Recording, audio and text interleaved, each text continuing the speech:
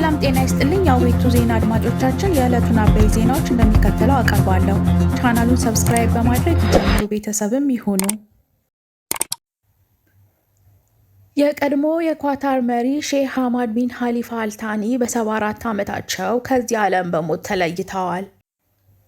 የዘመናዊት ኳታር መስራች ተብለው የሚሞካሹት ሼህ ሐማድ ከአባታቸው ስልጣን የተረከቡት በአውሮፓውያኑ ሰኔ 1995 ነበር።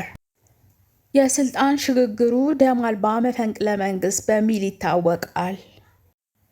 የኳታር አዘማኝ ሼህ ሐማድ ሀገሪቱ በምጣኔ ሀብት የበለጸገች የዓለም አቀፍ ስበት ማዕከል እንድትሆን አስችለዋል። በነዳጅ ሀብት የበለጸገችው ዘመናዊት ኳታር አባት የሚባሉትም ያለ ምክንያት አይደለም። አሁን ኳታርን የሚያስተዳድሩት ልጃቸው ሼህ ታሚም ቢን ሐማድ አልታኒ ናቸው።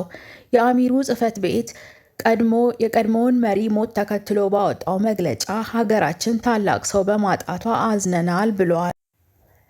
በኳታር ለቀናት የሚቆይ ህዝባዊ ሀዘን እንደሚኖርም ተገልጿል። ሰንደቅ ዓላማዎች በግማሽ ዝቅ ብለው ይውለበለባሉ። በሆርሙዝ ወሽመጥ ያለው ግጭት በመባባሱ የነዳጅ ዋጋ በከፍተኛ ሁኔታ ጨመረ። በአሜሪካና በኢራን መካከል ያገረሸው ጦርነት በመባባሱ የነዳጅ ዋጋ በከፍተኛ ሁኔታ ጨምሯል። በእስያ ገበያ የነዳጅ ዋጋ ጭማሪ ያሳየ ሲሆን በበርሜል $84.87 ደርሷል። በአሜሪካ ገበያ ደግሞ በ2 በመቶ ጨምሮ በበርሜል $79.75 የተሸጠ ነው። ከግጭቱ ጋር ተያይዞ ነጋዴዎች በሚሰጡት ምላሽ ዓለም አቀፍ የጅምላ ገበያ ዋጋ ከቅርብ ወራት ወዲህ እየዋዠቀ ነው። አሜሪካና እስራኤል የካቲት መጨረሻ በኢራን ላይ ጥቃት ከከፈቱ በኋላ ቴህራን የሆርሙዝ ወሽመጥን ዘግታለች። ወሽመጡ 20 በመቶ የሚሆነውን የዓለም ነዳጅ ዘይት እና የተጣራ የተፈጥሮ ጋዝ የሚተላለፍበት ዋነኛ መስመር ነው። ትራምፕ የኢራን ጦርነት መቀጠሉን ለኮንግረስ አሳወቁ።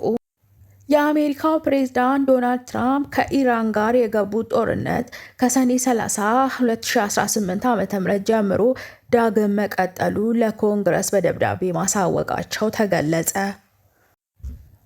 በዚህ ደብዳቤ መሰረት ኮንግረሱ በኢራን ላይ ለሚፈጽሙት ጥቃት ይሁንታውን እስኪሰጣቸው ድረስ የ60 ቀናት ዕድሜ ይኖራቸዋል።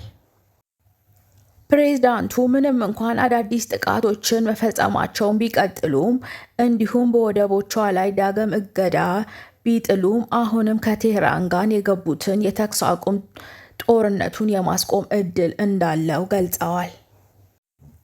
የኢራን አብዮታዊ ዘብ በበኩሉ በዮርዳኖስ፣ በባህሬን እና በኩዌት የሚገኙ የአሜሪካ ወታደራዊ ኢላማዎችን ማጥቃቱን አስታውቋል። ፕሬዝዳንቱ በደብዳቤያቸው ላይ አሜሪካውያንና የዩናይትድ ስቴትስ ብሔራዊ ደህንነትና የውጭ ፖሊሲ ፍላጎቶችን ለመጠበቅ ባለብኝ ኃላፊነት የተነሳ ወታደራዊ እርምጃ እንዲወሰድ አዝዣለሁ ብለዋል።